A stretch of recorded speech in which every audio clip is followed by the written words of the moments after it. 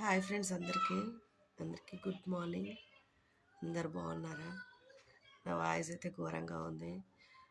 అసలు ఫుల్ అంటే ఫుల్ ఫీవర్గా ఉండే. కొంచెం ఫీవర్ ఇప్పుడు కొంచెం తగ్గింది, కానీ చాలా నీరసంగా ఉంది. అసలు హెడేక్ కూడా తగ్గలేదు. ఎందుకంటే ఫుల్గా ఆయిల్ పెట్టేసుకున్నాను, పడుకున్నాను. ఇప్పుడే వేసాను.